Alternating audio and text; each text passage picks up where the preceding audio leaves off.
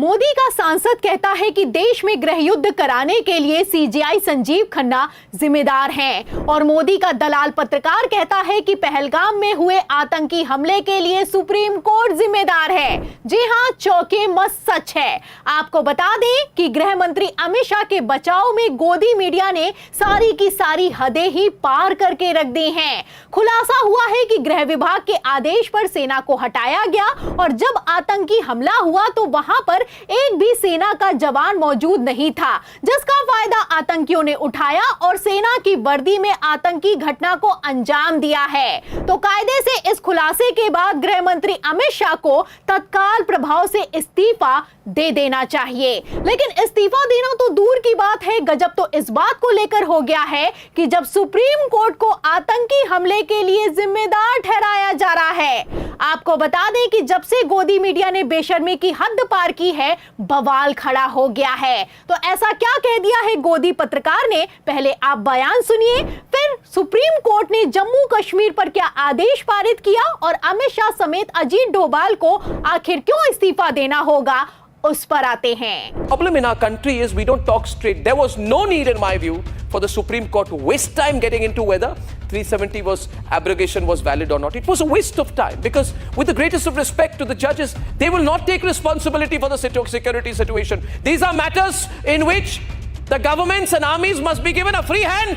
They do not need to be discussed ad nauseum by petition after petition and argument after argument in court. तो सुना आपने, कहना है कि supreme court कौन होता है आर्टिकल 370 पर फैसला सुनाने वाला।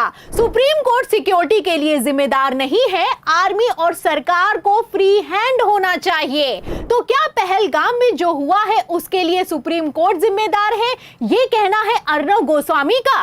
मतलब शर्म है कि आती नहीं। ये वही अर्नब गोस्वामी हैं जिन्होंने अपने चैनल की फेक टीआरपी बनाई। आरोप है कि अपने ही एक एम्प्लॉय को आत्महत्या करने के लिए उकसाया, फिर गिरफ्तारी हुई तो सुप्रीम कोर्ट के ही आदेश से जेल से बाहर आए हैं। तो आप देख सकते हैं कि जिस सुप्रीम कोर्ट ने इस गोदी पत्रकार की जान बचाई है, उसी सुप्रीम कोर्ट को लेकर कहना है कि सुप्रीम कोर्ट फैसला लेने वाला आखिर होता कौन है। आपको बता दें कि जब सुप्रीम कोर्ट में आर्टिकल 370 को फिर से बहाल करने की याचिका लगाई गई तो सुप्रीम कोर्ट ने याचिका को खारिज कर दिया और खारिज करते हुए भारतीय जनता पार्टी के हक में फैसला सुनाया।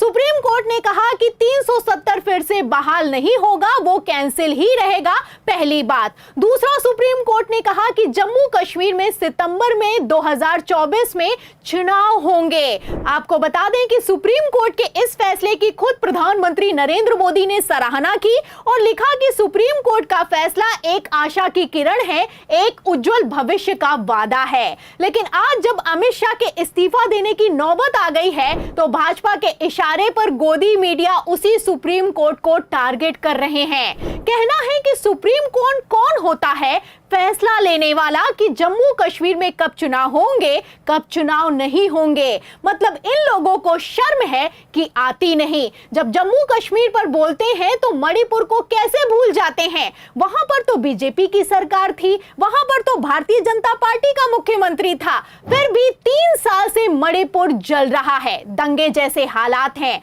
और वो भी तब जल रहा है जब गृह मंत्री अमित शाह ने खुद मणिपुर जाकर शांति का वादा किया था।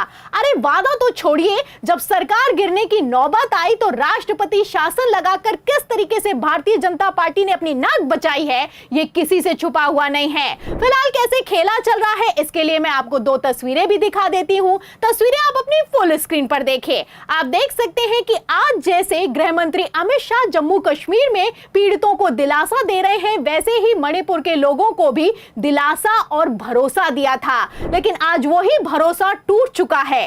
अमित शाह के खोखले दावों की पोल खुल चुकी है। गोदी मीडिया ने बेशर्मी की हद पार कर दी है। इसी से आप अंदाजा लगा सकते हैं कि अमित शाह किस तरीके से अपने ही बनाए जाल में बुरी तरीके से फंस गए हैं। फिलहाल गोदी मीडिया चाहे जितना भी खेला कर ले, सच्चाई सबके सामने आकर रहती है। तीसरी महत्वपूर्ण बात जो जानकारी हमारे पास मिल रही है, सुरक्षा एजेंसियों का मानना है, खासतौर से होम मिनिस्ट्री की तरफ से और उच्च अधिकारी की तरफ से और इंटेलिजेंस एजेंसीज की तरफ से कि सुरक्षा में चूक हुई है। ये मजाक नहीं है। 2000 टूरिस्ट किसी एक पिकनिक स्पॉट पे हैं, वहां पर ना ही पुलिस बल की कोई तैनाती, ना ही सुरक्षा बलों की कोई तैनाती। हम देखते हैं जब अमरनाथ यात्रा होती है 10 मीटर, आपने भी देखा होगा 10 एक बड़ी मीटर खबर के हम बता बाद देते हैं अशरफ, जिसकी कि 2 विदेशी नागरिकों की भी यहां पर जान गई है। तो सुरक्षा एजेंसी का इनपुट है कि गृह विभाग की चूक हुई है। एक पत्रकार इतना बोलता भर है कि ग्राउंड रिपोर्टिंग की लाइव कवरेज को बीच में ही काट दिया जाता है। अमित शाह जिनके अंडर गृह विभाग आता है, अजीत डोभाल जिनके अंडर सुरक्षा एजेंसियां आती हैं, क्या इन दोनों को इस खतरे की जानकारी नहीं थी? और अगर जानकारी नहीं थी तो क्या तत्काल प्रभाव से अमित शाह और अजीत डोभाल को इस्तीफा नहीं दे देना चाहिए? आपको बता दें कि जब 2008 में मुंबई हमला हुआ तो तत्कालीन गृह मंत्री शिवराज पाटिल और राष्ट्रीय सुरक्षा सलाहकार दोनों ने तुरंत इस हमले की जिम्मेदारी लेते हुए अपने पद से इस्तीफा दे दिया था।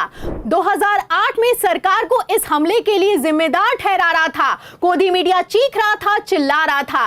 लेकिन आज गृह मंत्री अमित शाह के बचाव में किस तरीके से सुप्रीम कोर्ट को टारगेट किया जा रहा है, या फिर यूं कहें गोदी मीडिया ने सारी की सारी हदें पार करके रख दी हैं, आप देख सकते हैं। साफ दिखाई दे रहा है कि गोदी मीडिया बौखला रहा है। इसीलिए कभी सुप्रीम कोर्ट के फैसले पर उंगली उठाई जा रही है तो कभी ग्राउंड लाइव कवरेज को ही शाह की पोल खुलने पर बीच में ही काट दिया जा रहा है।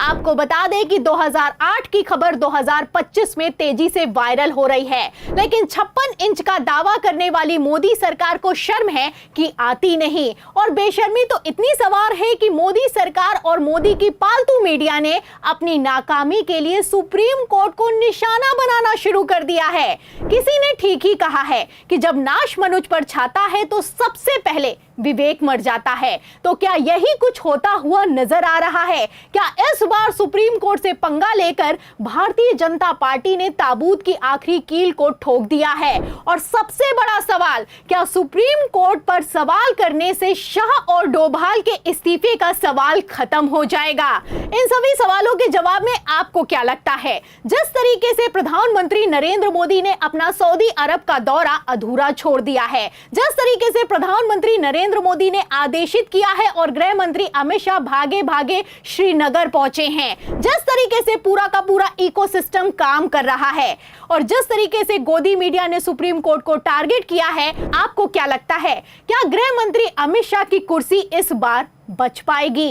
इस सवाल के जवाब में इस पूरी रिपोर्ट पर, गोदी मीडिया के खेल पर आपकी क्या राय है, हमें कमेंट बॉक्स में जरूर लिखें। वीडियो को ज्यादा से ज्यादा शेयर करें ताकि सच्चाई दूसरों तक पहुंच सके। हमारे चैनल को लाइक करें, सब्सक्राइब करें, ज्वाइन करें। फिर मिलती हूं अगली खबर के साथ, तब तक के लिए धन्यवाद।